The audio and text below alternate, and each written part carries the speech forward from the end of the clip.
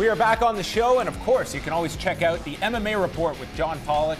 That's me. Every Thursday. This week on the show, I am joined by Johny Hendricks to chat about his fight this weekend at 185 pounds, as well as Bellator heavyweight Ole Thompson and Mike Bond from MMA Junkie. So you can catch that at fightnetwork.com and on iTunes. And we have all wide ranges of weight classes represented on this card in Halifax. We have the heavyweights in the main event, and we go as low as the female strawweights, as former champion Carla Esparza is back, and she's going to be taking on Randa Markos, both women part of the Ultimate Fighter season, where Esparza became the 115-pound champion, lost that title to Johny Hendricks, and then was gone for 13 months, returned last April against Juliana Lima, and we haven't seen her since, Cody, so there have been some big gaps here in between fights for the former champion. Yeah, so after losing that title, she got shoulder surgery, and that obviously sidelined her for the 13 months, but beyond coming back, when you look at that fight with Johny Hendricks, it's that she's shooting from so far out, she doesn't want to engage, she doesn't want to get hit. So I think a lot of the talks going into that return against Juliana Lima is she's got to avoid doing the same stuff.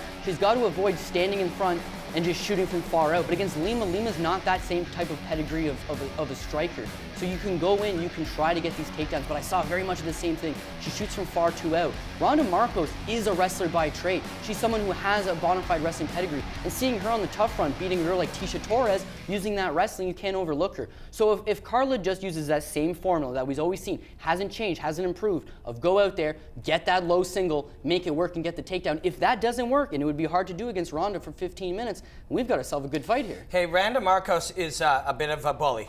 She's a little bit mean. She's got a real mean streak to her. And Carla doesn't like being pushed. Yes. That was an element of the Johny Hendricks fight, is that feeling that you're being pushed. You could see her shrinking a little bit even before she began the fight. Randa's going to remind her of that vibe. Randa is ornery. When she goes forward, when she gets into a fight, she's so in that fight. She keeps coming and coming and coming.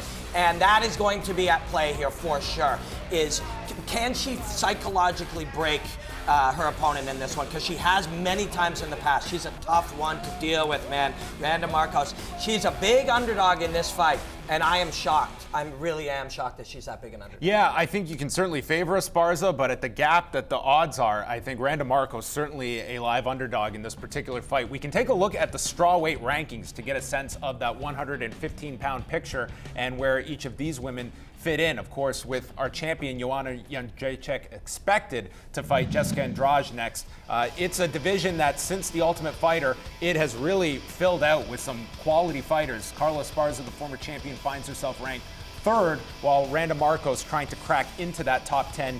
You defeat the former champion, she ends up in that top 10. Yeah, absolutely. You defeat the former champion, someone who's currently ranked third in that division, and that's a big, and it's a big name. It's a former champion. It's someone who's already been at the top of the level. When you look at some of these other girls, there's no doubt that a girl like Joanne Calderwood or Michelle Watterson or Tecia Torres are probably equally tough fights, but they're ranked lower because they don't have that name yet. So I think this would be a huge opportunity for Markos to leapfrog her way into the rankings. And Randa's been waiting for this chance, man, and she's a game day performer. So she is going to push Esparza and push her hard and look to break her later in the fight or win the last couple of rounds. I love this fight. I really do. This is a great fight. And you talk about weight, you put these two together, they each got to carry a 25-pound kettlebell to be as big as our main event fighters. It is one of the prelim bouts that is going down Sunday night, 7 p.m. Eastern Time. Tune into Fight Network here in Canada for Carla Esparza and Randa Markos.